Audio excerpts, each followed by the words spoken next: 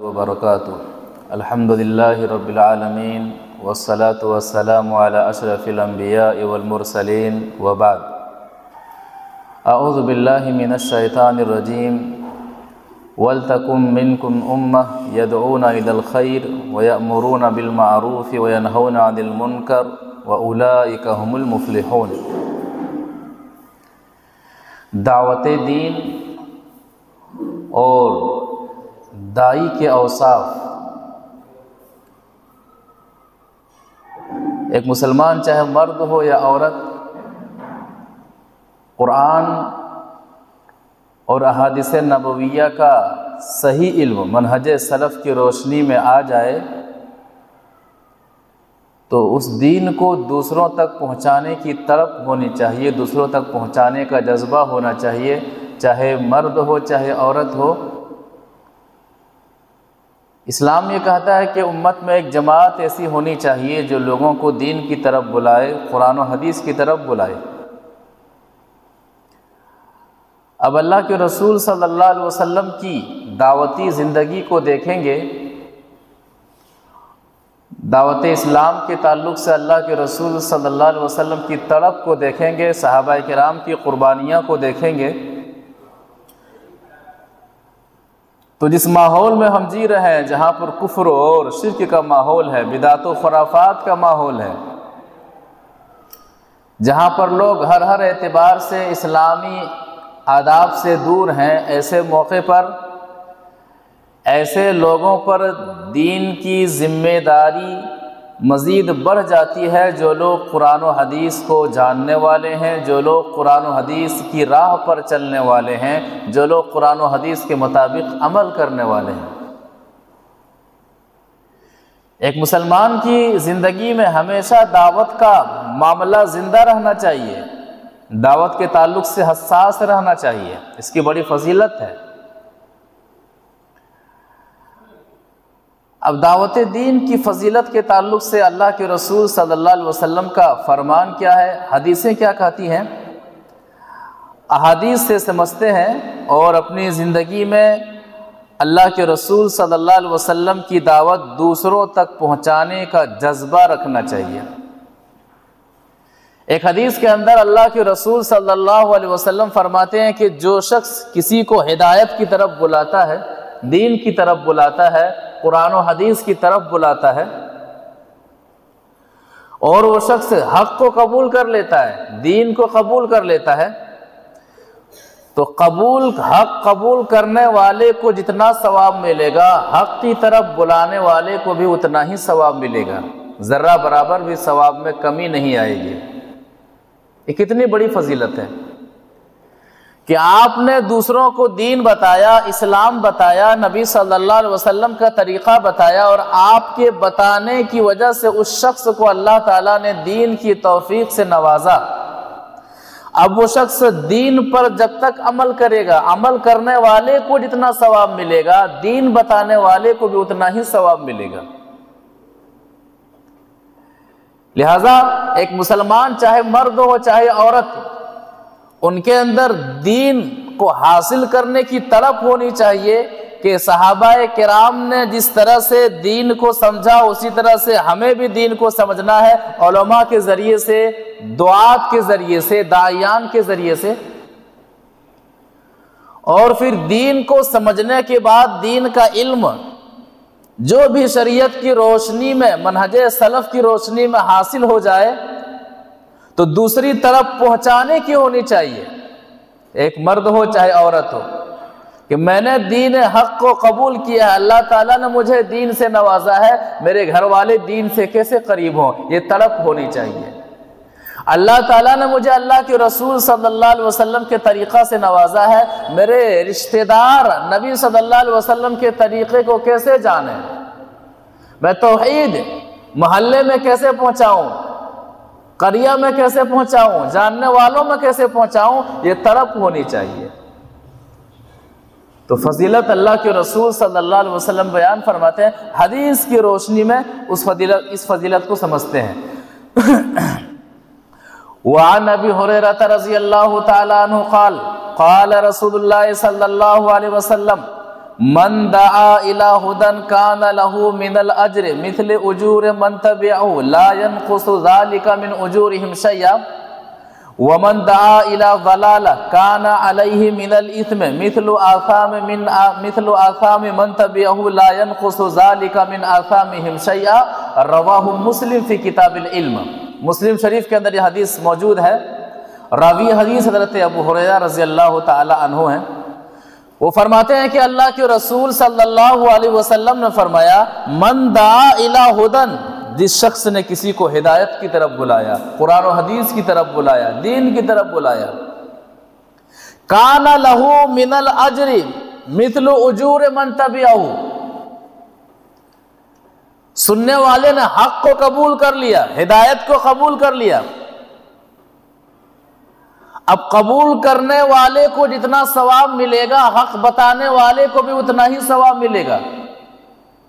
لا ينقص ذلك من اجورہم شیئا، اور حق قبول کرنے والا جو بھی حق قبول کیا ہے، اب جو بھی وہ عمل کرے گا، عمل کرنے والے کو جتنا ثواب ملے گا بتانے والے کو بھی اتنا ہی ثواب ملے گا، اور جب بتانے والے کو ثواب دیا جائے گا تو عمل کرنے والے کے ثواب سے کاٹ کر کے نہیں دیا جائے گا بلکہ برابر برابر ثواب دیا جائے گا۔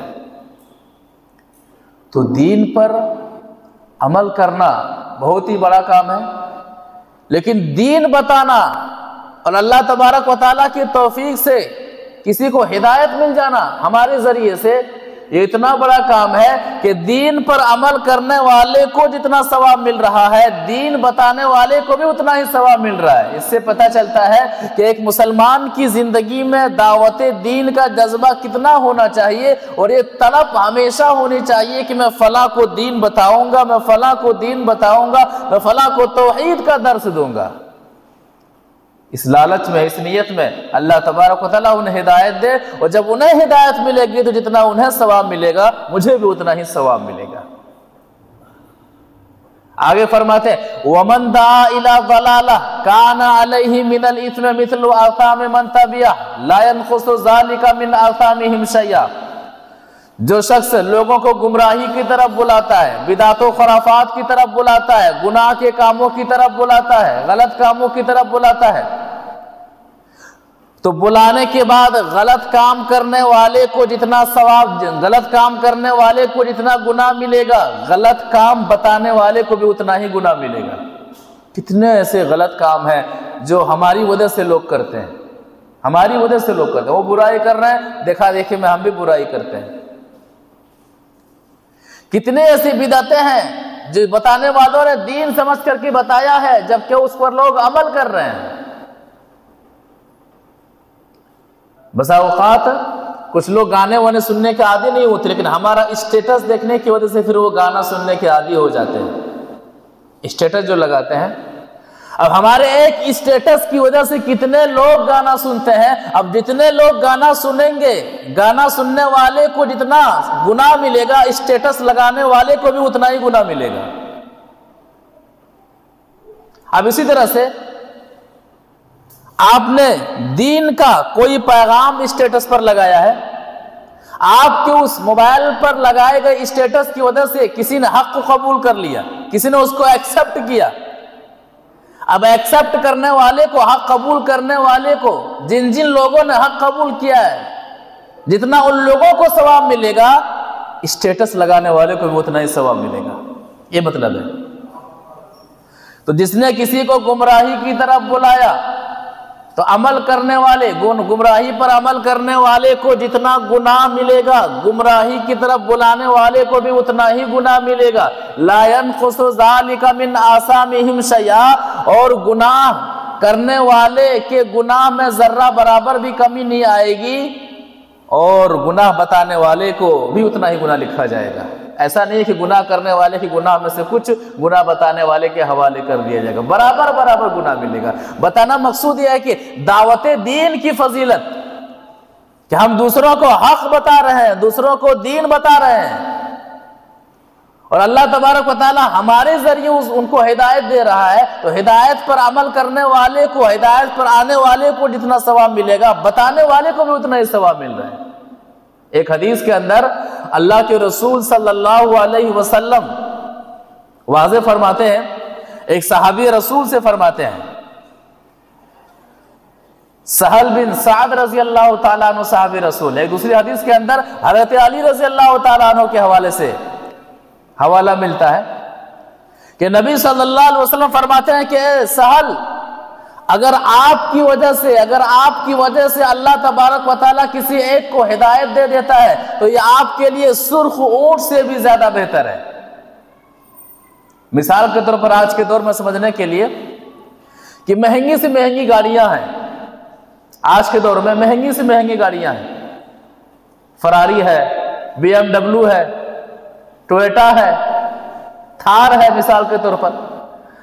اب کوئی مثال سمجھنے کے لیے کہ اگر اللہ تبارک و تعالیٰ آپ کے ذریعے سے اگر اللہ تبارک و تعالیٰ کسی ایک شخص کو ہدایت دے دیتا ہے، دین عطا کرتا ہے، تو آج کے دور کی جو مہنگی گاڑیوں سے بھی زیادہ بہتر اللہ تبارک و تعالیٰ نے آپ کو نوازا ہے۔ یہ مطلب ہے عرب میں سواری کے لیے سرخ اونٹ کا معاملہ عام تھا، لیکن سرخ اونٹ ہو تو اس سواری کی اہمیت اور بڑھ جاتی تھی، اس کی قیمت اور بڑھ جاتی تھی۔ تو ایک حدیث سے سمجھتے ہیں کہ اللہ کے رسول صلی اللہ علیہ وسلم اس تعلق سے کیا فرماتے ہیں، وعن سالم بن سعد رضی اللہ تعالی عنہ عن النبی صلی اللہ علیہ وسلم قال فواللہ لأن یہدی اللہ بہداک رجلا واحدا خیر لک من حمر النعم، رواہ ابو داؤد فی کتاب العلم۔ ابو داؤد شریف کے اندر یہ حدیث موجود ہے، راوی حدیث ہے سہل بن سعد رضی اللہ تعالی عنہ ہیں۔ وہ فرماتے ہیں کہ اللہ کے رسول صلی اللہ علیہ وسلم نے فرمایا فواللہ، اے سہل، اللہ کی قسم لا یہدی اللہ بہداک رجلا واحدا، آپ کا حق بتانے کی وجہ سے، آپ نے کسی کو حق بتایا اور آپ کے حق بتانے کی وجہ سے اگر اللہ تبارک و تعالیٰ نے کسی ایک شخص کو بھی ہدایت سے نوازا، دین سے نوازا، خیر لک من حمر النعم، تو اے سہل آپ کے لیے سرخ اونٹ سے بھی زیادہ بہتر ہے۔ تو دعوت دین کی فضیلت اللہ کے رسول صلی اللہ علیہ وسلم ان حدیث کے اندر وضاحت فرماتے ہیں کہ ایک مسلمان کی زندگی میں چاہے مرد ہو چاہے عورت ہو، دعوت دین کی فضیلت ان کے ذہن میں ہمیشہ ہونی چاہیے، اور ہمیشہ دین کے جو داعی ہیں ذہن میں یہ بات ہونی چاہیے کہ دین کی دعوت دینے والوں کا مقام اللہ تبارک و تعالیٰ کے یہاں بہت زیادہ ہے۔ یہ وہ لوگ ہیں جو اللہ کے رسول صلی اللہ علیہ وسلم کی زبان مبارک سے نکلے ہوئے الفاظ کو دوسروں تک پہنچاتے ہیں، اس سے بڑی فضیلت کیا ہو سکتی ہے؟ یہ وہ لوگ ہیں جو قرآن کی ان آیتوں کو دوسروں تک پہنچاتے ہیں جس قرآن کو اللہ تبارک و تعالیٰ نے محمد صلی اللہ علیہ وسلم پر اتارا، اس سے بڑی فضیلت کیا ہو سکتی ہے؟ تو دعوت دین کی فضیلت اسلام میں بہت زیادہ ہے۔ اللہ تبارک و تعالیٰ سورہ آل عمران آیت نمبر 110 کے اندر واضح فرماتا ہے کہ تم بہترین امت ہو، امت محمدیہ سے اللہ تعالیٰ فرماتا ہے کہ تم بہترین امت ہو، جتنی امتیں گزری ہیں ان میں سے سب سے بہتر امت تمہاری تم ہو، تم بہترین امت ہو۔ وجہ اللہ تبارک و تعالیٰ وجہ بتلاتا ہے کہ تمہاری تڑپ دین کے معاملے میں، تمہاری تڑپ دوسروں کے فائدے کے معاملے میں بہت زیادہ ہوتی ہے، تم دوسروں کا فائدہ سوچتی ہو، تم لوگوں کو اچھے کاموں کا حکم دیتی ہو، برے کاموں سے روکتی ہو، لہذا تم بہترین امت ہو، تم اللہ پر ایمان لاتی ہو۔ یہ صفات ہمارے اندر ہونی چاہیے۔ بہترین امت کا جو خاصہ اللہ کے رسول صلی اللہ علیہ وسلم نے بیان فرمایا ہے، یہ خاصہ ہمارے اندر ہونا چاہیے۔ تو اللہ تبارک و تعالی اس آیت کے اندر بہترین امت کہتا ہے، اس امت کو کیوں کہتا ہے؟ ان اسباب کو بھی ہم سمجھتے ہیں، دیکھتے ہیں۔ کنتم خیر امت اخرجت للناس، تم بہترین امت ہو، اب اس امت کو بہترین امت کیوں کہا گیا ہے؟ آیت جواب دیتی ہے اخرجت للناس، دوسروں کے لیے نکالی گئی ہو، لوگوں کے فائدے کے لیے بنائی گئی ہو۔ تأمرون بالمعروف وتنہون عن المنکر وتؤمنون باللہ، تم دوسروں کو توحید بتاتے ہو، تم دوسروں کو اچھے کاموں کا حکم دیتے ہو، اس لیے اس امت میں سے تم سب بہترین ہو۔ وَتَنْهَوْنَ عَنِ الْمُنْكَرِ، اور منکرات سے روکتی ہو، اللہ کو ناراض کرنے والے کاموں سے تم دوسروں کو روکتی ہو۔ وَتُؤْمِنُونَ بِاللَّهِ، اور اللہ پر ایمان لاتی ہو۔ امت محمدیہ سے کہا گیا تم بہترین امت ہو، دوسروں کی بھلائی کے لیے نکالی گئی ہو، اچھائی کا حکم دیتی ہو، برائی سے روکتی ہو، اور اللہ پر ایمان لاتی ہو۔ یہ صفات ہمارے اندر ہونی چاہیے کہ نبی صلی اللہ علیہ وسلم نے ہمیں بہترین امت کہا ہے۔ وجہ کیا ہے؟ دوسروں کے لیے سوچنا، دوسروں کے فائدے کے لیے سوچنا، اچھے کاموں کا حکم دینا، برے کاموں سے روکنا، اور اللہ پر ایمان لانا کہ رب العالمین کے سامنے ہمیں کھڑا ہونا ہے، پائی پائی کا حساب دینا ہے، اسی لیے تم بہترین امت ہو۔ تو دین کے داعی کے اندر یہ جذبہ ہونا چاہیے کہ اللہ کے رسول صلی اللہ علیہ وسلم نے جو فضیلت بیان کیا ہے ان فضیلت کو ہم اپنے اندر سموئیں۔ قرآن میں دعوت دین کے جو فضائل بیان کیے گئے ہیں ان فضائل کو ہم اپنی زندگی میں لائیں۔ اسی طرح سے دعوت دین کا ٹاپک کیا ہونا چاہیے؟ اکثر لوگ ہمارے بھائی اس میں کیا ہے مسٹیک کر جاتے ہیں۔ ٹاپک کیا ہونا چاہیے؟ موضوع کیا بنانا چاہیے؟ جذبہ تو ہے کہ مجھے دین کا کام کرنا ہے، مجھے دین کی دعوت دینی ہے، لیکن ٹاپک کیا بنائیں؟ موضوع کیا بنائیں؟ موضوع کیا ہونا چاہیے؟ اللہ تبارک و تعالیٰ واضح فرماتا ہے سورۃ النحل آیت نمبر 125 کے اندر کہ آپ لوگوں کو دین کی طرف بلا رہے، دین کی طرف بلا رہے تو ٹاپک بھی آپ کو خاص کرنا ہے، موضوع بھی آپ کو خاص کرنا ہے کہ لوگوں کو آپ بلائیں تو اللہ کی راہ کی طرف بلائیں، سبیل رب کی طرف بلائیں۔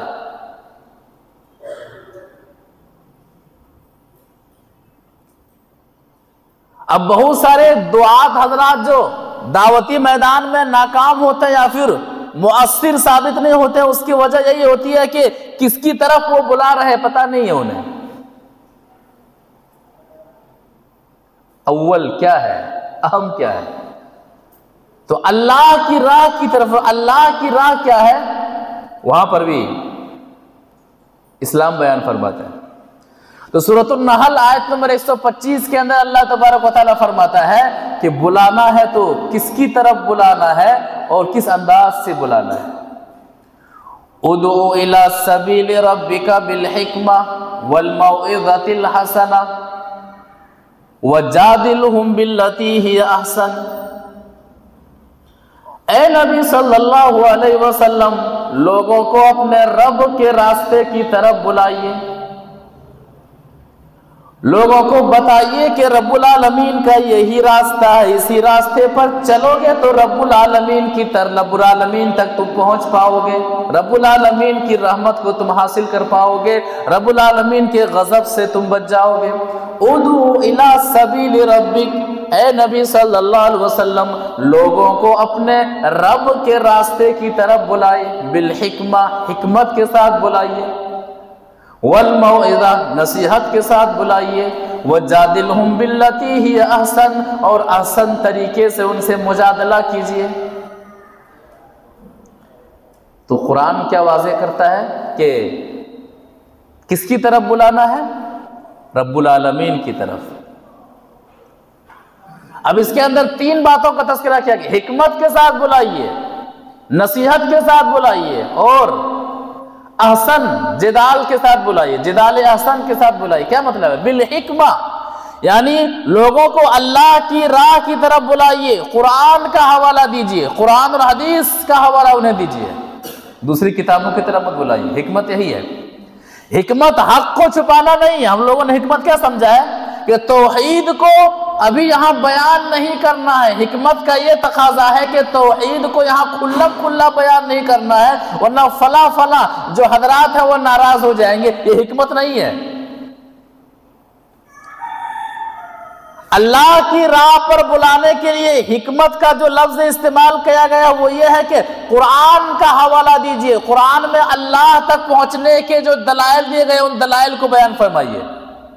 قرآن و حدیث کا حوالہ دے کر کے انہیں اللہ کی طرف بلائیے. توحید کی طرف انہیں ڈنکے کی چوٹ پر بلائیے کہ آپ جو کہہ رہے ہیں وہ غلط کہہ رہے ہیں. یہ توحید ہے، یہ شرک ہے. واضح کیجیے.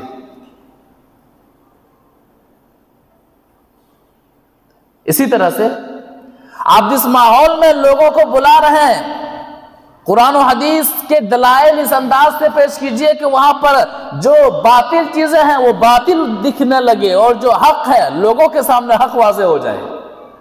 حکمت کا یہ مطلب ہے. اور یہ سارے جتنے مطالب بیان کیے گئے ہیں سب ممکن ہے. موعظت اس انداز کو بھی قرآن نے جا بجا اپنایا ہے کہ آپ مدعو کو بلا رہے ہیں، دین کی طرف بلا رہے ہیں، انہیں آخرت کا حوالہ دیجئے، موت کا حوالہ دیجئے، ثواب کا حوالہ دیجئے، تاکہ ان کے ذہن و دماغ میں رغبت پیدا ہو، حق قبول کرنے کی رغبت پیدا ہو. جہنم کا حوالہ دیجئے، جہنم کی آگ کا حوالہ دیجئے، عذاب قبر کا حوالہ دیجئے، تاکہ ان کے اندر ڈر اور خوف پیدا ہو اور وہ نصیحت حاصل کرے، دین کو قبول کرنے میں آسانی ہو. موعظت کا یہ مطلب ہے. وَجَادِلْهُمْ بِالَّتِي هِيَ أَحْسَنُ، یعنی احسن جدال، جھگڑا کیجئے لیکن اچھے انداز سے. کیا مطلب ہے؟ ایک باطل شخص باطل کی دعوت دے رہا ہے، آپ انہیں اچھے انداز سے حق پیش کیجئے کہ آپ جو دعوت دے رہے ہیں غلط دعوت دے رہے ہیں. حق کی دعوت یہ ہے، قرآن میں یہ ہے، حدیث میں یہ ہے. گالی گلوچ پر نہیں اترنا ہے، مار پیٹ پر نہیں اترنا ہے، بد اخلاقی پر نہیں اترنا. یہ مطلب ہے. آپ ان کا قلع کما کرتے رہیے، باطل کی دعوت دینے والے کو باطل کہتے رہیے، حق ان کے پاس پیش کرتے رہیے. جہاں پر لڑائی کی بات آ جائے، جہاں پر بدتمیزی کی بات آ جائے، بد اخلاقی کی بات آ جائے، گالی گلوچ کی بات آ جائے، آپ ان میں شامل مت ہوئیے. نبی صلی اللہ علیہ وسلم کو ساحر کہا گیا، پاگل کہا گیا، مجنون کہا گیا، دیوانہ کہا گیا، لیکن نبی صلی اللہ علیہ وسلم نے کبھی بھی مدعو کے ساتھ اس طرح کے الفاظ کہنے والوں کے ساتھ آپ نے الٹا جواب نہیں دیا. آپ ان کو حق بلاتے رہے، آپ ان کو حق پہنچاتے رہے کہ لوگوں میں ساحر نہیں ہوں، لوگوں میں پاگل نہیں ہوں، لوگوں میں مجنون نہیں ہوں. آج کے دور میں بھی اگر ہمیں گستاخ رسول کہا جائے، فلاں لفظ الفاظ سے ملقب کیا جائے، لوگوں میں گستاخ رسول نہیں ہوں، نبی صلی اللہ علیہ وسلم کی اتباع کرنے والا ہوں، نبی صلی اللہ علیہ وسلم کے دین پر چلنے والا ہوں. یہ دیکھیے قرآن کے مطابق میرا عمل ہے، یہ دیکھیے حدیث کے مطابق میرا عمل ہے. یہ انداز ہونا چاہیے. اس سے کیا ہوتا ہے؟ اخلاقی ماحول بڑھتا رہتا ہے. اور ایک وقت ایسا ہوتا ہے کہ اخلاقی ماحول کے بڑھنے کی وجہ سے پھر ماحول دعوت دینے کا ماحول اپنے حق میں ہو جاتا ہے. تو دین کی دعوت دے رہے ہیں، ٹاپک کیا ہونا چاہیے؟ اللہ کی راہ کی طرف بلانا ہے. اللہ کی راہ کیا ہے؟ توحید کی دعوت. لوگوں کو اللہ کی راہ کی طرف بلا رہے ہیں. نماز، آپ کہیں گے نماز بھی تو اللہ کی راہ ہے، روزہ بھی تو اللہ کی راہ ہے، حج بھی تو اللہ کی راہ ہے، زکوٰۃ بھی تو اللہ کی راہ ہے، صدقات و خیرات بھی تو اللہ کی راہ ہے، کسی کی مدد کرنا بھی تو اللہ کی راہ. نہیں، دین کی دعوت دے رہے ہیں. سب سے اہم جو ٹاپک ہے وہ توحید ہونا چاہیے. جس ماحول میں شرک و بدعات کا معاملہ ہو وہاں پر اہم ٹاپک کیا ہے؟ توحید ہونا چاہیے. جس ماحول میں بھی ہیں، جیسے بھی ہیں، نبی صلی اللہ علیہ وسلم صحابی کو دوسرے ملک کو بھیج رہے ہیں، کہتے سب سے پہلے توحید کی دعوت دینا. توحید سمجھ لیں تب نماز. ہمارا ماحول کیا ہے؟ نمازی والا ماحول ہے. ہمارا معاشرہ نمازی ہے لیکن توحید سے خالی ہے. ہمارا معاشرہ زکوٰۃ ادا کرنے والا ہے لیکن توحید سے خالی ہے. ہمارا معاشرہ روزہ رکھنے والا ہے لیکن توحید سے خالی ہے. یہ کیوں؟ غلط دعوت پیش کی گئی ہے. ان کی زندگی میں توحید کی وضاحت نہیں کی گئی ہے. کتنے ایسے گھرانے ہیں، کتنے ایسے مسلمان ہیں جو اپنے آپ کو مسلمان کہتے ہیں، ان کی زندگی میں سارے اعمال ہیں لیکن توحید نہیں ہے، کوئی فائدہ نہیں ہے۔ لہذا دعوت دے رہے ہیں، توحید کی دعوت دیجیے، اس پر کوئی سمجھوتا نہیں، توحید کی دعوت دیجیے۔ اللہ تبارک و تعالیٰ سورۃ الرعد آیت نمبر 36 کے اندر نبی صلی اللہ علیہ وسلم سے کہلوا رہا ہے کہ نبی صلی اللہ علیہ وسلم آپ کہہ دیجئے کہ مجھے حکم دیا گیا ہے کہ میں اللہ کی عبادت کروں، اس کے ساتھ کسی کو شریک نہ ٹھہراؤں، مجھے اسی کی طرف لوٹ کر کے جانا ہے۔ آیت کے مفہوم کو سمجھ لیتے ہیں۔ قل انما امرت ان اعبد اللہ ولا اشرک بہ الیہ ادعو والیہ متاب۔ اے نبی صلی اللہ علیہ وسلم آپ اعلان کر دیجئے، انما امرت ان اعبد اللہ ولا اشرک بہ، مجھے تو صرف یہی حکم دیا گیا ہے کہ میں ایک اللہ کی عبادت کروں اور اللہ کی عبادت کرتے ہوئے اللہ کے ساتھ کسی کو شریک نہ ٹھہراؤ، مجھے تو یہی صرف حکم دیا گیا ہے۔ الیہ ادعو و الیہ متاب، اور میں اسی کی طرف بلا رہا ہوں، اسی کی طرف میرا لوٹنا ہے، یعنی مجھے حکم ملا کہ میں اللہ ہی کی عبادت کروں اور اس عبادت میں کسی اور کو شریک نہ ٹھہراؤں، اور مجھے یہ حکم ملا ہے کہ میں لوگوں کو بلاؤں تو اللہ ہی کی طرف بلاؤں کہ لوگوں توحید کو اپنا لو، شرک کرنا چھوڑ دو۔ لوگوں جن دیوی دیوتاؤں کے سامنے تم سجدہ کر رہے ہو، رب العالمین کے سامنے سجدہ کرنا شروع کر دو، شرک سے نفرت کرو۔ لوگوں جن معبودان باطلہ کو تم نفع اور نقصان کا مالک سمجھتے ہو، ان تمام کو تم چھوڑ کر کے اللہ ہی کو نفع اور نقصان کا مالک سمجھو۔ الیہ ادعو، میں عبادت بھی اللہ ہی کی طرف اللہ ہی کی عبادت کر رہا ہوں اور لوگوں کو بھی اللہ ہی کی طرف بلا رہا ہوں۔ توحید دعوت ہونی چاہیے، توحید پر جمع ہے، دعوت بھی توحید کی ہونی چاہیے۔ تو ہماری دعوت کا موضوع کیا ہو؟ توحید ہو۔ توحید کو چھوڑ کر کے ہم جو بھی دعوت دے رہے ہیں، دعوت دین میں ہم کیا ہے؟ صحیح نہیں ہے۔ حضرت معاذ بن جبل رضی اللہ تعالیٰ عنہ کو یمن بھیجا جا رہا ہے۔ یمن یہود و نصارہ کا شہر ہے۔ کہتے ہیں معاذ یمن کی طرف آپ جا رہے ہو، یمن والوں کو سب سے پہلے یہ بتانا کہ اللہ کے علاوہ کوئی عبادت کے لائق نہیں اور محمد صلی اللہ علیہ وسلم اللہ کے رسول ہے، اور اگر یمن والے مان لیں تب انہیں نماز بتانا۔ پہلے توحید تب نماز۔ کیوں؟ توحید جڑ ہے، توحید بنیاد ہے۔ اسلام میں توحید کی وہی حیثیت ہے جو جڑ کی حیثیت ہوتی ہے، اسلام میں توحید کی وہی حیثیت ہے جو بیج کی حیثیت ہوتی ہے، اسلام میں توحید کی وہی حیثیت ہے جو انسانی جسم میں سر کی حیثیت ہوتی ہے۔ جس طرح سے جڑ کے بغیر شاخوں کا ممکن نہیں، بیج کے بغیر پودوں کا اگنا ممکن نہیں، جس طرح سے سر کے بغیر انسانی تصور ممکن نہیں، اسی طرح سے توحید کے بغیر عبادتوں کا قبول ہونا ممکن نہیں۔ نماز ہو، روزہ ہو، حج ہو، زکوٰۃ ہو، کچھ بھی قابل قبول نہیں ہے۔ توحید اہم دعوت ہے، اس دعوت کو ہم نے بلا دیا ہے، اس دعوت کو ہم نے بلا دیا ہے، ہم نے فراموش کر دیا ہے۔ تو کیا فرماتا ہے کہ معاذ یمن کی طرف جا رہے ہیں، لوگوں کو توحید کی طرف بلانا ہے، دین کی طرف بلانا ہے۔ یہ حدیث ہم جس معاشرے میں جی رہے ہیں، اس معاشرے کے لیے بڑی اہمیت کی حامل ہے۔ کیوں حامل ہے؟ بیٹا توحید والا ہے تو ماں مشرکہ ہے، ماں مشرکہ ہے تو بیٹی توحید والی ہے، باپ توحید والے ہیں تو بیٹا مشرک ہے، بھائی توحید والا ہے تو بہن مشرکہ ہے، بہن توحید والی ہے تو بھائی مشرک ہے۔ ہمارا رشتہ دار ایک توحید والا ہے تو دوسرے رشتہ دار مشرک ہیں۔ ایسے ماحول میں اس حدیث کی اہمیت بڑھ جاتی ہے، اور اللہ تبارک و تعالیٰ کی طرف سے جو ذمہ داری ملی ہوئی ہے توحید والوں کو، یہ ذمہ داری یہ حدیث یاد دلاتی ہے کہ کیا آپ ذمہ داری ادا کر رہے ہیں کہ نہیں کر رہے ہیں؟ آپ نے توحید کی دعوت دیا ہے، اپنے گھر والوں میں آپ توحید کی دعوت دے رہے ہیں، رشتہ داروں میں آپ توحید کی دعوت دے رہے ہیں؟ آپ نے توحید کو جو جانا ہے دوسروں تک پہنچانے کی طلب آپ کے اندر ہے کہ طلب نہیں ہے؟ سب سے عظیم دعوت اور سب سے عظیم طلب، سب سے عظیم دعوت توحید کی دعوت ہے، اور سب سے عظیم طلب توحید کے لیے تڑپنا ہے، توحید کے لیے بے قرار ہونا ہے۔ تو حدیث سے سمجھتے ہیں۔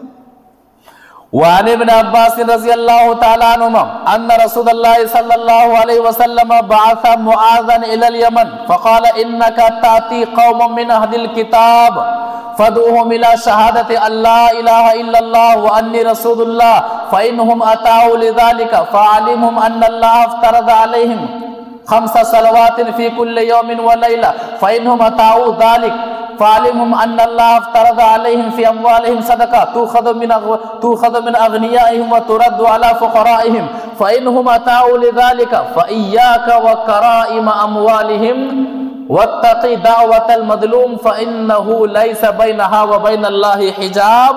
رواه ابو داؤد في کتاب الزکاة۔ ابو داؤد شریف کے اندر یہ حدیث اسی طرح سے موجود ہے۔ راوی حدیث حضرت معاذ بن جبل رضی اللہ تعالیٰ عنہ ہے۔ وہ فرماتے ہیں، راوی حدیث حضرت عبداللہ بن عباس رضی اللہ تعالیٰ عنہما ہے، وہ فرماتے ہیں کہ نبی صلی اللہ علیہ وسلم معاذ بن جبل رضی اللہ تعالیٰ عنہ کو یمن کی طرف بھیج رہے ہیں۔ کہتے ہیں معاذ انکا تاتی قوم من اہل الکتاب، آپ ایسی قوم کے پاس جا رہے ہیں جو اہل کتاب میں سے ہیں، جو یہود و نصارہ میں سے ہیں، جہاں پر شرک ہی شرک ہے۔ فدعوہم الی شہادت ان لا الہ الا اللہ وانی رسول اللہ۔ معاذ جب یمن جانا تو وہاں پر سب سے پہلے لوگوں کو شہادت اللہ الہ الا اللہ کی طرف بلانا اور محمد رسول اللہ کی طرف بلانا، انہیں بلانا کہ لوگوں اللہ کے علاوہ کوئی عبادت کے لائق نہیں، انہیں اس بات کی طرف دعوت دینا کہ لوگوں محمد صلی اللہ علیہ وسلم اللہ کے بندے ہیں، اللہ کے رسول ہیں۔ یہی توحید ہے نا، شہادتین کیا؟ اشہد اللہ الہ الا اللہ واشہد ان محمد عبدہ ورسولہ۔ تو سب سے پہلی دعوت توحید کی دعوت، اس پر کوئی سمجھوتا نہیں۔ اگر آپ نے دعوت کا کام کیا ہے اور آپ نے اصول دعوت کو سمجھا نہیں تو آپ ناکام ہیں۔ اصول دعوت یہ ہے کہ ہماری دعوت کا اہم موضوع توحید ہونا چاہیے کہ لوگوں اللہ ہی کی عبادت کرو، اللہ ہی کی عبادت کرو، اللہ ہی کی عبادت کرو۔ لوگوں شرک کرنا چھوڑ دو، غیر اللہ کے سامنے سر کو جھکانا چھوڑ دو، غیر اللہ سے مانگنا چھوڑ دو، مزارات کا چکر لگانا چھوڑ دو، تعویذ گنڈے کا استعمال کرنا چھوڑ دو۔ لوگوں نفع اور نقصان کا مالک اللہ ہی کو سمجھو، لوگوں اللہ کا جو حق ہے اللہ کو دو، اسی کا نام توحید ہے۔ توحید کی دعوت، سب سے پہلے توحید کی دعوت۔ فَإِنْهُمْ أَطَاعُوا لِذَلِكَ، اگر وہ لوگ مان لیں، فَعَلِمْهُمْ أَنَّ اللَّهَ افْتَرَضَ عَلَيْهِمْ 5 صَلَوَاتٍ فِي كُلِّ يَوْمٍ وَلَيْلَةٍ۔ یہ جملہ نقطہ پیش کرتا ہے کہ توحید کی دعوت کے بعد ہی نماز کی دعوت ہونی چاہیے۔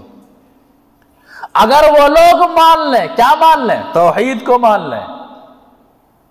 اگر وہ لوگ توحید کو مان لیں تب انہیں بتائیے کہ اللہ تبارک و تعالیٰ نے دن اور رات میں 5 وقتوں کی نمازوں کو فرض کیا ہے۔ کیا مطلب ہے؟ کہ جہاں پر بھی آپ دین کی دعوت دے رہے ہیں پہلے توحید کی دعوت دیجئے، جب تک توحید مضبوط نہ ہو نماز کی دعوت نہ دیجئے۔ کیوں؟ توحید کے بغیر نماز کوئی فائدہ نہیں ہے۔ اٹھائیے نبی صلی اللہ علیہ وسلم کی مکی زندگی۔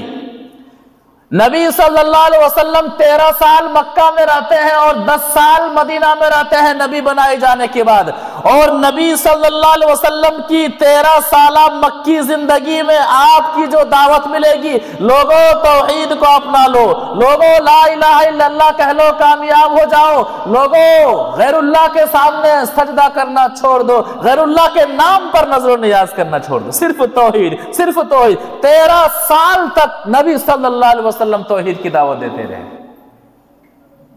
اس لیے کہ وہاں پر توحید کی ضرورت تھی۔ مدینہ میں آتے ہیں، آپ کے آنے سے پہلے تقریباً مدینہ مسلمان ہو چکا ہوتا ہے، آپ کے صحابہ کرام پہلے سے وہاں جا چکے ہوتے ہیں، سفیر حضرت مصعب بن عمیر رضی اللہ تعالیٰ عنہ مدینہ پہنچ چکے ہوتے ہیں آپ کی آمد سے پہلے، اور دین کی دعوت مدینہ میں دیتے رہتے ہیں، اور جب آپ مدینہ تشریف لاتے ہیں تقریباً پورا مدینہ مسلمان ہو چکا ہوتا ہے۔ اب دین کے جتنا مسائل ہیں، نماز کا مسئلہ، روزے کا مسئلہ، حج کا مسئلہ، زکوٰۃ کا مسئلہ، طلاق کا مسئلہ، عقیقے کا مسئلہ، سجدہ کا مسئلہ، رکوع کا مسئلہ، ماں باپ کے حقوق، اولاد کے حقوق، شوہر کے حقوق، بیوی کے حقوق، یہ سارے مسائل 10 سالوں میں بیان کیے گئے ہیں۔ 13 سال صرف توحید کی دعوت دیتے رہے، توحید توحید توحید۔ اس سے آپ توحید کا اندازہ لگا سکتے ہیں، توحید کے بغیر کوئی عبادت قابل قبول نہیں۔ تو اگر وہ مان لیں تو کیا مطلب ہے؟ آپ جس معاشرے و سماج کے اندر ہیں، اگر مان لیں، آپ کے بھائی مان لیں، آپ کی ماں مان لیں، آپ کے خاندان والے مان لیں کہ ہاں توحید کو ہم نے اپنا لیا ہے، کیا شرک سے میں توبہ کرتا ہوں، شرک سے میں توبہ کرتا ہوں، توحید کو میں اپناتا ہوں، تب انہیں بتائیے کہ نماز یہ ہے، نماز جو نبی صلی اللہ علیہ وسلم کے طریقے سے پڑھنا ہے۔ فَإِنْهُمْ أَطَاعُوا لِذَلِكَ، اور جب نماز میں بھی وہ لوگ مان لیں تب انہیں بتائیے کہ اللہ تعالیٰ نے ان کے مال میں زکوٰۃ کو فرض کیا ہے، جو غربا، جو فقراء، جو مالداروں سے لیا جاتا ہے اور فقراء میں تقسیم کیا جاتا ہے۔ آگے فرماتے ہیں وَاتَّقِي، آگے فرماتے ہیں وَاتَّقِي اتَّقِي وَكَرَائِمْ إِيَّاكَ وَكَرَائِمَ أَعْمَالِهِمْ، زکوٰۃ وصول کرتے ہوئے بیسٹ کوالٹی کا مال لینے سے بچو، درمیانہ ہونا چاہیے، ایسا نہیں کہ بالکل ہائی کوالٹی کا مال ان سے لے لیے، اور ایسا بھی نہیں سڑا گلا مال آپ نے زکوٰۃ نکال دیا ہے۔ بہت سارے لوگ کیا کرتے ہیں، کھانے پینے کے لائق نہیں ہوتے ہیں تو صدقہ بول، یتیموں کو ہم کھلا دیں گے، غلط ہے، نیت ہی غلط ہے بھائی، خلوص نہیں ہے، ایسا بھی کرنا غلط ہے۔ جو چیز حدیث میں کیا ہے کہ جو اپنے لیے پسند کیجئے، اپنے بھائی کے لیے وہی پسند کیجئے، جو کھانا آپ پسند نہیں کر رہے ہیں دوسروں کے لیے کیسے پسند کر رہے ہیں؟ تو میڈیم معاملہ ہونا چاہیے، درمیانہ معاملہ ہونا چاہیے۔ آگے فرماتے ہیں وَاتَّقِي دَعْوَةَ الْمَظْلُومِ، معاذ مظلوم کی بد دعا سے بچنا، کیوں؟ فَإِنَّهُ لَيْسَ بَيْنَهَا وَبَيْنَ اللَّهِ حِجَابٌ، کہ مظلوم کی آہ اور رب کے درمیان کوئی فاصلہ نہیں ہوتا ہے، کوئی واسطہ نہیں ہوتا ہے۔ مظلوم کی بد دعا ڈائریکٹ عرش الہی سے ٹکراتی ہے، آہ جاتی ہے فلک پر رحم لانے کے لیے، بادلو ہٹ جاؤ دے دو راہ جانے کے لیے، یعنی بادل کا بھی ٹکراؤ نہیں ہوتا ہے مظلوم کی بد دعا کے ساتھ۔ لہذا مظلوم کی بد دعا سے بچنا، اور ہمیشہ مظلوم کی بد دعا سے بچنی چاہیے۔ کسی کو ستا رہے ہیں، کسی کو پریشان کر رہے ہیں، چاہے زبانی ستانا ہو، مالی ستانا ہو، مظلوم کی بد دعا یاد رکھیے رائے گاہ نہیں جاتی ہیں۔ اللہ تعالیٰ کے یہاں ممکن ہے دیر ہو، قرآن حدیث کہہ رہی ہے کہ ممکن ہے دیر ہو، وَلَوْ بَعْدَ حِينٍ، آپ نے بد دعا کیا ہے، اگرچہ کہ فوراً وہ بد دعا قبول نہ ہوئی ہو لیکن قبول ہونی ہے، یہ گارنٹی ہے رب کی طرف سے، شریعت کی طرف سے۔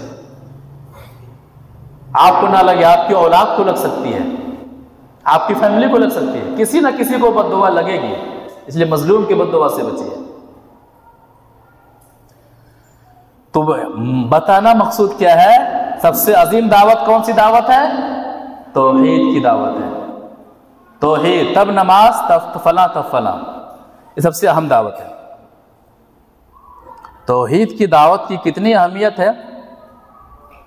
حضرت عائشہ رضی اللہ تعالیٰ عنہ نبی صلی اللہ علیہ وسلم سے سوال کرتی ہیں، اے نبی صلی اللہ علیہ وسلم، ابن جدعان، عبداللہ بن جدعان نامی کر کے ایک شخص تھے جو بڑی بڑی نیکیاں ان کی زندگی میں تھی، صلہ رحمی کرنا، مسکینوں کو کھانا کھلانا، آج بھی ان نیکیوں کو بڑی نیکیوں میں شمار کیا جاتا ہے۔ میں یہ کرتا ہوں، میں یہ کرتا ہوں، لیکن اگر توحید نہیں ہے کوئی فائدہ نہیں ہے۔ آپ اپنی زندگی کا مال غربا میں تقسیم کر رہے ہیں، مساکین میں تقسیم کر رہے ہیں، آپ کو لوگ حاتم طائی کے نام سے پکار رہے ہیں، کیا ہے تو حاتم طائی کے خاندان سے لگتے ہیں، لیکن توحید نہیں ہے کوئی فائدہ نہیں ہے۔ یہ توحید کی دعوت اور توحید کی اہمیت حدیث سے سمجھتے ہیں۔ وعن عائشہ رضی اللہ تعالی عنہ قالت قلت یا رسول اللہ ابن جدعان کان فی الجاہلیت یصل الرحم ویطعم المسکین فہل ذاک نافعہ قال لا ينفعه انه لم يقل يوما رب اغفر لي خطيئتي يوم الدين رواہ مسلم فی کتاب الایمان. مسلم شریف کے اندر کتاب الایمان میں یہ حدیث موجود ہے. راویہ یہ حدیث حضرت عائشہ رضی اللہ تعالی عنہا ہے. وہ فرماتی ہیں کہ میں نے پوچھا اے نبی صلی اللہ علیہ وسلم، عبداللہ بن جدعان مکہ میں مشہور تھے، حاجیوں کو کھانا کھلانا، حاجیوں کا سیوا کرنا، حاجیوں کی خدمت کرنا. تاریخ میں لکھا گیا ہے کہ وہ جو دیگ، ان کا جو ڈیگ ہوتا تھا کھانا بنانے کے لیے، اتنا بڑا ڈیگ ہوتا تھا کہ دھوپ میں اس ڈیگ کے نیچے لوگ سایہ حاصل کرتے تھے. اس کی بات کی جا رہی ہے. کہ عبداللہ بن جدعان زمانہ جاہلیت میں صلہ رحمی کرتے تھے، رشتہ داروں کا خیال رکھتے تھے، مساکین کا خیال رکھا کرتے تھے. کیا یہ چیزیں فائدہ پہنچائے گی؟ کہ نہ، فائدہ نہیں پہنچائے گی. فائدہ نہیں پہنچائے گی. کیوں؟ انہوں نے زندگی میں کبھی نہیں کہا رب اغفر لی خطیئتی یوم الدین، کہ پروردگارہ قیامت کے دن میری خطا معاف کا فرما دینا. یعنی زندگی میں کبھی بھی انہوں نے رب کو نہیں پکارا، توحید کا اقرار نہیں کیا. تو دین کی دعوت دے رہے ہیں، آپ کا موضوع کیا ہونا چاہیے؟ توحید. ٹاپک توحید. توحید کے بعد نماز، اس کے بعد روزہ، اس کے بعد زکوٰۃ، اس کے بعد صدقات و خیرات، مساکین کو کھانا کھلانا وغیرہ. اسی طرح سے ہماری زندگی میں توحید نہیں ہے، ہم لاکھ دعوت کا کام کریں، کوئی فائدہ نہیں ہے. تو اول چیز کیا ہے کہ دین کی دعوت دے رہے ہیں تو توحید کی دعوت سب سے اہم دعوت ہے. اس کے بعد یہ اصول ہمیشہ یاد رکھنا. ہم لوگ اس میں ڈرتے ہیں، معاشرہ ہمیں ڈراتا ہے. کتنے ایسے لوگوں جو قرآن و حدیث والے ہیں توحید کی دعوت نہیں دیتے ہیں، نماز کی دعوت دے رہے ہیں، روزے کی دعوت دے رہے ہیں، شریعت کے مطابق نکاح کرنے کی دعوت دے رہے ہیں، لیکن توحید نہیں بتا رہے ہیں. کیوں؟ ابا ناراض ہو جائیں گے، امی ناراض ہو جائیں گی، محلے والے ناراض ہو جائیں گے، سسر صاحب ناراض ہو جائیں گے، سسرال والے ناراض ہو جائیں گے، اپنے دوست یار ناراض ہو جائیں گے. غلط طریقہ ہے. آپ دعوت کے اصول میں فیل ہیں. تو اصول دعوت یہ ہے کہ آپ اللہ کی طرف بلائیں، اور اللہ کی طرف بلانے کا طریقہ یہ ہے کہ لوگوں کو توحید کی طرف بلائیں، دین کی طرف بلائیں. اب اس کے بعد سے ہمارے اندر کچھ صفات بھی، ایک داعی کے اندر کچھ چیزیں ہونی چاہیے جو خاص ہو. آپ بلا رہے ہیں، داعی کے اندر اخلاص ہونا چاہیے. اخلاص ہونا چاہیے کہ لوگوں کو دین کی طرف بلانے کا مقصد اللہ کو راضی کرنا ہے. مجھے بھی کامیاب ہونا ہے، یہ بندہ بھی کامیاب ہو جائے. مجھے بھی جہنم سے بچنا ہے، یہ بندہ بھی جہنم سے بچ جائے. یہ مقصد ہونا چاہیے، اللہ کو راضی کرنا ہو. فالورز بڑھانا نہ ہو، ویورز بڑھانا نہ ہو. آپ نے سوشل میڈیا میں دیکھا ہوگا الحمدللہ ہمارے اتنے ویورز ہو گئے ہیں، ہمارے اتنے فالورز ہو گئے ہیں، آپ لوگوں کا بہت بہت شکریہ. یہ سب غلط طریقے ہیں. اخلاص یہ ہے کہ اللہ کے لیے، اللہ کی رضا اس میں مقصود ہو، اس کی وجہ سے دنیا کی شہرت مطلوب نہ ہو. دنیا کی شہرت اس کی وجہ سے مطلوب نہ ہو. اللہ کے رسول صلی اللہ علیہ وسلم کی احادیث کا مطالعہ کریں گے، قرآن کا مطالعہ کریں گے تو اللہ تبارک و تعالی سورہ فصلت آیت نمبر 33 کے اندر واضح فرماتا ہے کہ دعوت دینے والے کی صفت کیا ہونی چاہیے؟ وہ مخلص ہو، عمل صالح کرنے والا ہو. اور عمل صالح کیا ہے؟ آدمی عمل اخلاص کے ساتھ کرے، چاہے نماز کا معاملہ ہو چاہے دعوت کا معاملہ ہو. وَمَنْ أَحْسَنُ قَوْلًا مِّمَّنْ دَعَا إِلَى اللَّهِ وَعَمِلَ صَالِحًا وَقَالَ إِنَّنِي مِنَ الْمُسْلِمِينَ. وَمَنْ أَحْسَنُ قَوْلًا مِّمَّنْ دَعَا إِلَى اللَّهِ، اس سے زیادہ اچھی بات کس کی ہو سکتی ہے؟ اس شخص سے زیادہ اچھی بات بتانے والا کون ہو سکتا ہے؟ ممن دعا الی اللہ، جو لوگوں کو اللہ کی طرف بلاتا ہے، جو لوگوں کو توحید کی طرف بلاتا ہے، جو لوگوں کو آخرت کی کامیابی کی طرف بلاتا ہے، جو لوگوں کو موت یاد دلاتا ہے، مرنے کے بعد کے مراحل کی کامیابی کا طریقہ بتاتا ہے. وَمَنْ أَحْسَنُ قَوْلًا مِّمَّنْ دَعَا إِلَى اللَّهِ وَعَمِلَ صَالِحًا، اور لوگوں کو اللہ کی طرف بتانے والے کی صفت کیا ہوتی ہے کہ وہ صالح عمل کرنے والا ہو، شریعت کے مطابق عمل کرنے والا ہو، قرآن و حدیث کے مطابق عمل کرنے والا ہو، اخلاص کے ساتھ وہ عمل کرنے والا ہو۔ وقال اننی من المسلمین، اور کہتا ہے کہ میں مسلمان ہوں، یعنی خود بھی قرآن و حدیث پر گامزن رہتا ہے، خود بھی قرآن و حدیث کے مطابق عمل کرنے والا ہوتا ہے اور دوسروں کو بھی قرآن و حدیث بتانے والا ہوتا ہے۔ ایسا نہیں ہے کہ صرف بحث بازی میں لگے ہوئے ہیں اور ہم دین سے دور ہیں، قرآن سے ہمارا کوئی واسطہ نہیں، نبی صلی اللہ علیہ وسلم کے فرامین سے ہمارا کوئی واسطہ نہیں، دوسروں کو نماز کا طریقہ تو ہم بتا رہے ہیں لیکن خود نماز نہیں پڑھتے ہیں، دوسروں کو توحید ہم بتا رہے ہیں لیکن خود ہماری زندگی میں توحید مضبوط نہیں ہے۔ ایسا نہیں ہونا چاہیے، اخلاص کا معاملہ، اخلاص ہونا چاہیے۔ ایک داعی کے اندر اخلاص ہونا چاہیے کہ دعوت کا مقصد اللہ کو راضی کرنا،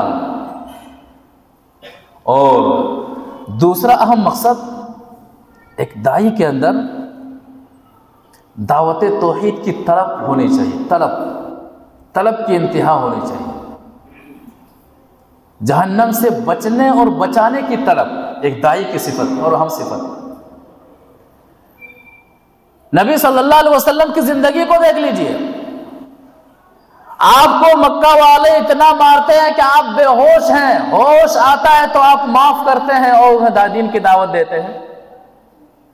آپ صبح نکلتے ہیں، جب شام کو لوٹتے ہیں تو آپ کا کپڑا پھٹا ہوا ہوتا ہے، آپ کے جسم سے خون بہ رہا ہوتا ہے۔ حضرت خدیجہ رضی اللہ تعالی عنہا نبی صلی اللہ علیہ وسلم کی مرہم پٹی کیا کرتی تھی، اور جب رات ہو جائے تو نبی صلی اللہ علیہ وسلم کھڑے ہو جاتے تھے اور مارنے والوں کے لیے ہدایت کی دعا کرتے تھے، اللہ ہدایت دے، اے اللہ ہدایت دے۔ طائف کا واقعہ کسے یاد نہیں ہے؟ دعوت توحید کی وجہ سے نبی صلی اللہ علیہ وسلم کو اتنا مارا جاتا ہے کہ آپ بے ہوش ہو جاتے ہیں۔ اللہ تبارک و تعالی فرشتوں کو، پہاڑوں کے فرشتوں کو بھیجتا ہے، فرشتے آ کر کے کہتے ہیں اے نبی صلی اللہ علیہ وسلم آپ کو بہت ستایا گیا ہے، آپ کو بہت تڑپایا گیا ہے، اتنا آپ کو مارا گیا ہے کہ آپ بے ہوش ہو کر کے گر گئے۔ دعوت توحید میں سب سے زیادہ پریشانی نبی صلی اللہ علیہ وسلم کی زندگی میں آئی۔ کہا نبی صلی اللہ علیہ وسلم آپ کو لہو لہان کر دیا گیا ہے، آپ حکم دیں ان طائف والوں کو دو پہاڑوں کے بیچ میں رکھ کر کے پیچ ڈالوں گا، پھر قیامت تک اس نسل میں سے کوئی اولاد پیدا نہیں ہونے والی ہوگی۔ آپ نے کیا فرمایا تھا؟ نہیں، چھوڑ دو، مجھے امید ہے ایک قوم ہے نکلے گی انہیں میں سے جو دین کو سمجھے گی اور دین کو پھیلائے گی۔ ہوا بھی یہی، ہندوستان میں جو صحابی اسلام لے کر کے آئے اس کا تعلق قبیلہ ثقیف سے تھا، وہی طائف سے تھا۔ تو نبی صلی اللہ علیہ وسلم کی طلب کہ ایسا لگتا ہے کہ دوسروں کی ہدایت کی خاطر آپ اپنے آپ کو ہلاک کر دیں، یہ طلب ہونی چاہیے کہ میں نے توحید سیکھا ہے، مجھے گھر والوں میں توحید بتانا ہے، میں نے توحید کو سمجھایا، مجھے گھر والوں میں توحید کو سمجھانا ہے، یہ طلب ہونی چاہیے۔ سورہ کہف پڑھتے ہیں نا ہر جمعہ، نبی صلی اللہ علیہ وسلم سے پڑھنا ثابت ہے۔ سورہ کہف آیت نمبر 6 پڑھیے، نبی صلی اللہ علیہ وسلم کی طلب کو واضح کرتی ہے یہ آیت۔ اللہ تعالیٰ تسلی دیتا ہے، نبی صلی اللہ علیہ وسلم کی طلب اتنی زیادہ ہوتی ہے کہ لوگ جہنم کی راہ سے بچ جائیں، یہ طلب اتنی زیادہ ہوتی ہے کہ اللہ تبارک و تعالیٰ آپ کو تسلی دیتا ہے۔ ایسا لگتا ہے کہ آپ اپنے آپ کو ہلاک کر دیں گے، ایمان نہ لانے کے افسوس میں۔ فَلَعَلَّكَ بَاخِعٌ نَفْسَكَ عَلَىٰ آثَارِهِمْ إِن لَّمْ يُؤْمِنُوا بِهَٰذَا الْحَدِيثِ آسَفًا۔ اے نبی صلی اللہ علیہ وسلم فَلَعَلَّكَ بَاخِعٌ نَفْسَكَ عَلَىٰ آثَارِهِمْ، اے نبی صلی اللہ علیہ وسلم جن کفار مکہ کو آپ دین کی دعوت پیش کر رہے ہیں، وہ لوگ آپ کے دین کو ٹھکرا رہے ہیں، توحید کو ٹھکرا رہے ہیں، توحید ٹھکرانے کی وجہ سے آپ کو اتنا زیادہ افسوس ہوتا ہے، اتنا زیادہ ملال ہوتا ہے، آپ اتنے زیادہ غمگین ہو جاتے ہیں، اے نبی صلی اللہ علیہ وسلم ایسا لگتا ہے کہ ان کے پیچھے آپ اپنے آپ کو ہلاک کر دیں گے، ان کے پیچھے آپ اپنے آپ کو تباہ کر لیں گے۔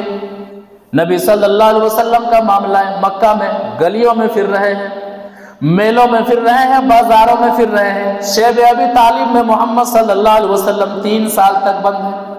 یہ وہی گھاٹی ہے جہاں پر صحابہ کہتے ہیں کہ اللہ کی قسم، دین کو اپنانے کی وجہ سے، توحید کو اپنانے کی وجہ سے ہمیں بند کر دیا گیا۔ کھانے کے لیے ہمارے پاس کوئی چیز آتی نہ تھی، ہم چمڑیاں کھا لیا کرتے تھے، ہم درخت کے پتے کھا لیا کرتے تھے، اور درخت کے پتے کھانے کی وجہ سے پخانہ ہمارا اسی طرح سے ہوتا تھا جس طرح سے بکریاں پخانہ کرتی ہیں۔ بچوں وہ دودھ پیتے بچے روتے تھے، ماں کی چھاتی سے دودھ کا آنا بند ہو گیا تھا۔ ماں جب کھانا ہی نہیں کھا رہی تو دودھ کہاں سے آئے گا؟ بچے بلک بلک کر کے روتے تھے، اور رونے کی آواز مکہ والوں میں جاتی تھی۔ فَلَعَلَّكَ بَاخِعٌ نَفْسَكَ عَلَىٰ آثَارِهِمْ إِن لَّمْ يُؤْمِنُوا بِهَٰذَا الْحَدِيثِ آسَفًا۔ اے نبی صلی اللہ علیہ وسلم، توحید کی محبت میں، توحید کی طرف میں ایسا لگتا ہے کہ جو لوگ ایمان نہیں لاتے ہیں ان کے افسوس میں آپ اپنے آپ کو ہلاک کر دیں گے، اپنے آپ کو تباہ کر لیں گے۔ یہ طرف ہونی چاہیے کہ میں نے جو سیکھا ہے دوسروں کو سکھانا ہے، میں نے جو جانا ہے دوسروں کو جانانا ہے، میں نے جو سمجھا ہے دوسروں کو سمجھانا ہے۔ یہ اہم چیز ہے میرے بھائیوں، یہ ہماری زندگی میں نہیں ہے۔ ہم توحید کو ہم نے سمجھا ہے لیکن بتا نہیں رہے ہیں، دین کی طرف بلا نہیں رہے۔ یا تو دعوت دیجئے، توحید کی دعوت دیجئے، یا تو توحید کی دعوت دینے والے کے پاس کھینچ کر کے انہیں لائیے۔ یہ بھی دعوت کا ایک طریقہ ہے۔ کیا آپ نے توحید کو سمجھا ہے؟ اپنے محلے میں سے ایسے افراد کو پکڑے، ایسے افراد کو لائیں جو لوگ توحید سے دور ہیں، گمراہی کی راہ پر ہیں، آپ انہیں لائیے، علماء سے ملوائیے، داعی سے انہیں ملوائیے، انہیں دین کی طرف، دین جہاں دین ملتا وہاں پر لائیے۔ یہ بھی دین کا آپ کی طرف سے دینی ذمہ داری ہوگی کہ جمعہ میں آتے ہیں اکیلے نہ لائیں، اپنے ساتھ اور ایسے لوگوں کو لائیں جو ہدایت سے دور ہیں۔ درس میں آتے ہیں اکیلے نہ آئیں، ایسے لوگوں کو لائیں جو دین سے دور ہے، جو ہدایت سے دور ہے، جو توحید سے دور ہے۔ یہ بھی دعوت کا ایک طریقہ ہے۔ تو دوسری اہم صفت ایک داعی کے اندر جو ہونی چاہیے وہ دعوت کی طرف، توحید کی دعوت کی طرف ہونی چاہیے۔ تیسری صفت جو ایک داعی کے اندر ہونی چاہیے کہ عملی طور پر وہ میدان میں ہو، عملی طور پر میدان۔ میرے بھائیوں، یہ جو قرآن و حدیث پر چلنے والی جماعت ہے، اس سے لوگ جو بپھرتے ہیں، الٹی سیدھی باتیں بولتے ہیں، اس کی ایک وجہ جانتے ہیں کہ ہم دعویٰ تو کرتے ہیں لیکن عملی زندگی ہے کیا ہے؟ خالی ہوتی ہے۔ قرآن و حدیث کے مطابق ہماری زندگی نہیں ہوتی ہے۔ سمجھتے ہیں جہاں میں ہوں وہاں وہ بھی ہیں، اگر وہ بھی جنت میں جا سکتے ہیں تو میں کیوں نہیں؟ لوگ یہ بھی کہتے ہیں کہ اگر وہ شخص بھی جنت میں جا سکتا ہے تو میں کیوں نہیں؟ تو ہم توحید کا دعویٰ تو کرتے ہیں لیکن ہماری عملی زندگی بالکل توحید سے خالی ہوتی ہے۔ ہم سب کچھ کرتے ہیں، جہاں دیکھے، جہاں اجلا وہاں پسلا کا معاملہ ہوتا ہے، جہاں ہری ہری گھاس نظر آ جائے وہاں ہم چرنا شروع کر دیتے ہیں۔ یہ حلال ہے کہ حرام ہے کہ نظر و نیاز کا کھانا ہے کہ کہاں جانا ہے کہ کہاں نہیں جانا ہے، ہمارا اخلاق کیسا ہونا چاہیے، ہمارا کردار ہونا چاہیے، کیسے ہونا چاہیے، ہماری دعوت کیسے ہونی چاہیے۔ بالکل عملی طور پر ہم خالی ہیں۔ نبی صلی اللہ علیہ وسلم کی زندگی کو دیکھ لیجئے، آپ کو دیکھ کر کے لوگ اسلام قبول کر لیتے تھے۔ آج اگر کوئی شخص توحید کو سمجھنا چاہے تو وہ کتابوں میں انہیں پڑھنا پڑتا ہے، اور جب کتابوں میں انہیں پڑھنا پڑتا ہے تو دیکھتے ہیں کہ کتابوں میں دین کچھ اور ہے، مسلمان کے اوپر دین کچھ اور ہے۔ جو مسلمان اپنے آپ کو مسلمان کہتا ہے، قرآن و حدیث اور اسلام اس پر لاگو ہوتے ہوئے نظر نہیں آتا ہے، لوگ اسلام کہاں سے قبول کریں گے؟ اسلام کو متعون کرنے کے اسباب میں سے ایک اہم سبب کہ اسلام کے مطابق ہم لوگوں کو دکھ نہیں رہے ہیں۔ وہ ایک زمانہ تھا کہ جو لوگوں میں اسلام دیکھتے تھے وہی اسلام دیکھتے تھے جو قرآن میں ہوتا تھا، جو نبی صلی اللہ علیہ وسلم کے فرامین میں ہوتا تھا۔ آج مسلمان الگ ہے، اسلام الگ ہے۔ تو عملی طور پر ہم آگے آئے۔ اللہ تبارک و تعالیٰ سورہ صف آیت نمبر 2 اور 3 کے اندر فرماتے ہیں، یا ایھا الذین آمنوا لم تقولون ما لا تفعلون۔ اے ایمان والو جب کرتے نہیں ہو کہتے کیوں ہو؟ کبر مقتا عند اللہ ان تقولوا ما لا تفعلون، اللہ تبارک و تعالیٰ کے پاس یہ بہت ہی بڑی بات ہے، بہت ہی گناہ کی بات ہے کہ تم وہ چیز کہو جو تم خود نہ کر رہے ہو۔ اللہ تبارک و تعالیٰ سورہ بقرہ آیت نمبر 44 میں فرماتا ہے اتأمرون الناس بالبر وتنسون انفسکم وانتم تتلون الکتاب افلا تعقلون، کہ تم لوگوں کو تو بھلائی کا حکم دیتے ہو، توحید کی دعوت دیتے ہو، نماز کی دعوت دیتے ہو، جنت کی دعوت دیتے ہو، جہنم سے بچنے کی دعوت دیتے ہو، وَتَنْسَوْنَ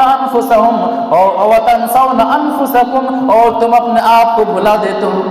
تمہاری زندگی میں توحید نہیں ہے، خود تمہاری زندگی میں نبی صلی اللہ علیہ وسلم کا طریقہ نہیں ہے، تمہاری تجارت میں اسلام نہیں ہے، تمہارے سونے اور جاگنے میں اسلام نہیں ہے، تمہاری شادی بیاہ میں اسلام نہیں ہے۔ وَتَنْسَوْنَ أَنفُسَكُمْ تم خود بھول جاتے ہو اور دوسروں کو دین بتاتے ہو۔ وَأَنْتُمْ تَتْلُونَ الْكِتَابَ حالانکہ تم کتاب پڑھتے ہو، کتاب کے ذریعے سے تم جانتے ہو کہ یہ حق ہے یہ ناحق ہے۔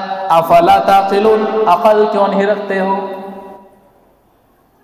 عملی میدان میں آگے آنے کی ضرورت ہے کہ جو ہم کر رہے ہیں اسی چیز کی دعوت دے، اور ہم جو کر رہے ہیں وہ قرآن و حدیث کے مطابق ہو۔ یہ بہت اہم معاملہ ہے۔ اسی طرح سے دعوت دین میں ایک دائی کے اندر جو ایک اہم چیز ہونی چاہیے وہ کیا؟ استقامت، ڈٹے رہنا، ڈٹے رہنا۔ ایک بار دیے، دو بار دیے، کون جاتا ہے ان کے پاس؟ مانتا ہی نہیں ہے۔ اللہ نے مہر لگا دی ہے، ہم نے سب کچھ فیصلہ کر دیا، اللہ نے مہر لگا دیا ہے، اب ان کے پاس جانا بیکار ہے، یہ غلط ہے۔ دین پر ڈٹے رہیے اور دعوت دین پر ڈٹے رہیے۔ استقامت کیا ہے؟ کہ دین پر ڈٹے رہیے اور دعوت دین پر ڈٹے رہیے، دعوت دین پر ڈٹے رہیے، دعوت دیتے رہیے، دعوت دیتے رہیے، دینا آپ کا کام ہے۔ اللہ تبارک و تعالیٰ کا وعدہ ہے کہ جو لوگ دین پر ڈٹے رہتے ہیں اللہ تبارک و تعالیٰ کی طرف سے غم اور خوف کا معاملہ ان کے ساتھ نہیں ہوگا۔ پورا محلہ ناراض ہو جائے منظور ہے، رب ناراض نہ ہو۔ ڈٹنا یہ ہے، ڈٹنا یہ ہے کہ میری زندگی کا اہم شعبہ توحید کی وجہ سے متاثر ہو رہا ہے، اس کے باوجود میں دعوت دین سے میں جڑا ہوا ہوں، میں دعوت توحید کو چھوڑنے کے لیے تیار نہیں ہوں۔ ڈٹنا یہ ہے کہ ساری دنیا میرے خلاف نظر آئے، اس کے باوجود میں دعوت توحید پر ڈٹا ہوا ہوں، دین پر ڈٹا ہوا ہوں۔ قرآن کیا کہتا ہے؟ سورہ احقاف آیت نمبر 13 اور 14 کے اندر اللہ تبارک و تعالی واضح فرماتا ہے ان الذين قالوا ربنا الله ثم استقاموا فلا خوف عليهم ولا هم يحزنون، بے شک جن لوگوں نے کہا کہ ہمارا رب اللہ ہے، ثم استقاموا ڈٹے رہے، یعنی جب کہہ دیا کہ اشہد ان لا الہ الا اللہ واشہد ان محمدا عبدہ ورسولہ، اب محلہ والا مجھے گستاخ رسول کہے کوئی پرواہ نہیں، محلہ والا مجھے تانا دے کوئی پرواہ نہیں، محلہ والا میرے گھر کی دعوت میں نہ آئے مجھے کوئی پرواہ نہیں، محلہ والا مجھ سے بات چیت نہ کرے کوئی پرواہ نہیں، محلہ والا میرے ساتھ گالی گلوچ پر اتر آئے کوئی پرواہ نہیں۔ کہتے رہے کہ لوگوں اللہ ایک ہے، اللہ ایک ہے، سجدہ اللہ ہی کے لیے، رکوع اللہ ہی کے لیے، قیام اللہ ہی کے لیے، شرک سے نفرت ہے، تم جو کر رہے ہو یہ سراسر اور کھلم کھلا شرک ہے۔ ان الذين قالوا ربنا اللہ ثم استقاموا، جس نے کہا کہ بے شک ہمارا رب اللہ ہے پھر ڈٹے رہے، فلا خوف علیہم ولا هم يحزنون، تو اللہ تبارک و تعالیٰ کا وعدہ ہے کہ ان کی زندگی میں کوئی خوف کا معاملہ نہیں ہوتا ہے اور نہ ہی یہ لوگ غمگین ہوں گے۔ دنیا میں بھی اللہ تعالیٰ کی مدد آئے گی اور آخرت کی نعمتیں اور آخرت کی ساری آسائشیں ایسے ہی لوگوں کے لیے ہیں۔ اولئک اصحاب الجنت خالدین فیہا جزاء بما کانوا یعملون، قرآن کہتا ہے کہ یہی لوگ جنتی ہیں، یہی لوگ جنت کی نعمتوں سے مالا مال ہونے والے ہیں جہاں پر یہ لوگ ہمیشہ رہیں گے۔ استقامت، ڈٹ جائیے۔ کتنے ایسے لوگ ہیں ڈر جاتے ہیں، سماج لے کے چلنا پڑتا ہے، سماج لے کے کرنا پڑتا ہے کہ کر کے سمجھوتا کرتے ہیں۔ ایسا نہیں ہونا چاہیے، فرق واضح ہونا چاہیے۔ سفیان بن عبداللہ ثقفی ایک مشہور صحابی ہیں، سوال کرتے ہیں کہ اے نبی صلی اللہ علیہ وسلم نسخہ ایسا بتلائیے کہ ڈٹا رہوں، ایسا نسخہ بیان کیجئے کہ اس کے بعد سوال نہ کروں، اس نسخے کے اندر، اس جواب کے اندر میری زندگی گزارنے کے راز آ جائیں۔ اب کیا فرماتے ہیں، حدیث سے سمجھتے ہیں۔ وعن سفیان بن عبداللہ الثقفی قال قلت یا رسول اللہ قل لی فی الاسلام قولا لا اسأل احدا بعدک فقال رسول اللہ صلی اللہ علیہ وسلم قل آمنت باللہ ثم استقم، رواہ مسلم فی کتاب الایمان۔ مسلم شریف کے اندر یہ حدیث موجود ہے۔ حضرت سفیان بن عبداللہ الثقفی رضی اللہ تعالیٰ عنہ نبی صلی اللہ علیہ وسلم کے پاس آتے ہیں، اے نبی صلی اللہ علیہ وسلم قل لی فی الاسلام قولا لا اسأل بعدک غیرہ، اسلام کے بارے میں مجھے ایسی بات بتلائیے کہ اس کے بعد میں کوئی سوال نہ کروں۔ آپ نے کیا فرمایا، قل آمنت باللہ ثم استقم، کہ سفیان کہو کہ میں نے اللہ پر ایمان لے آیا ہے، اس پر ڈٹ جاؤ، توحید اپناؤ، توحید پر ڈٹ جاؤ، سارے مسائل حل ہو جائیں گے۔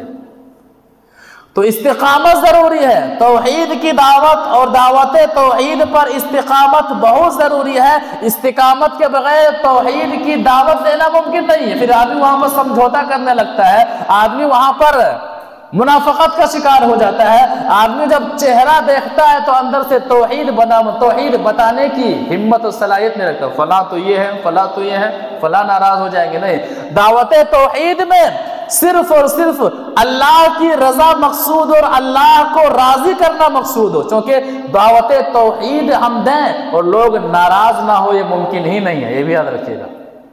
توحید کی دعوت دیں اور لوگ ناراض نہ ہو، یہ ممکن ہی نہیں ہے۔ جب بھی آپ توحید کی دعوت دیں گے، اٹھائیے نا انبیاء کی تاریخ، جن انبیاء نے توحید کی دعوت دیا، دعوت توحید سے پہلے وہ لوگ قوم میں اچھے تھے، دعوت توحید کے بعد قوم میں برے ہو گئے، انہیں ستایا گیا، انہیں مارا گیا، انہیں قتل تک کر دیا گیا۔